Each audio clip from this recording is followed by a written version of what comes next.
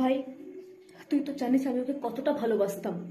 আমি নিজের রক্ত দিয়ে ওর জন্য চিঠি লিখেছিলাম, আর ও আমার ভালোবাসার এই প্রতিদান দিল। আমি কি এমন ভুল করেছিলাম? তোকে আমি সেটাই জিজ্ঞাসা করছি যে তুই কি এমন করেছিলিস যে ও তোর সাথে ব্রেকআপই করে নিল।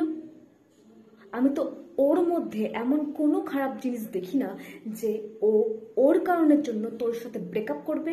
আরে তোকে বলেছিলাম না, আমার যে এই বন্ধুটা আছে না অনির্বাণ, কালকে ওর গার্লফ্রেন্ডের সাথে ওর ব্রেকআপ হয়ে গেছিল। তাই আমি আর ও একটু পার্কে বসে আড্ডা দিচ্ছিলাম, মানে বলতে ও কান্না করছিল আর আমি ওকে সান্ত্বনা দিচ্ছিলাম। তারপর ওই হোটেলে গিয়ে আমি একটু ওর সাথে শুয়ে পড়েছিলাম। মানে বুঝতেই তো পারছিস, ও ব্রেকআপ হয়ে গেছিল ওর, আমি ওকে সান্ত্বনা দিতে গিয়ে ওর সাথে একটু শুয়ে পড়েছিলাম। আমার জাস্ট এইটুকু ভুল ছিল, আর এইটুকু ভুলের জন্য মানে তুই তোর বেস্ট ফ্রেন্ডকে সান্ত্বনা দিতে গিয়ে তার সাথে হোটেল রুমে শুয়ে এসছিস, আর তোর বয়ফ্রেন্ড যখন তোর সাথে ব্রেকআপ করছে আর তুই তার জন্য মরা কান্না করছিস।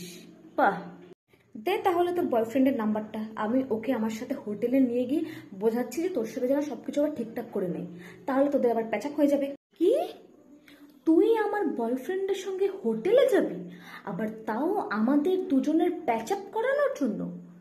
সেটা তো তুই এমনিও করাতে পারিস। অসভ্য ছোট লোক, নষ্টা মেয়ে ছেলে, আমার বয়ফ্রেন্ডের সঙ্গে তুই হোটেল। আরে রে, তুই তো রেগে কেন যাচ্ছিস? তোর জন্য যেরকম অন্য ছেলের সাথে হোটেলে যাওয়া নর্মাল ব্যাপার, সেরকম তো তোর বয়ফ্রেন্ডের জন্য নর্মাল ব্যাপার হওয়া দরকার, তাই না?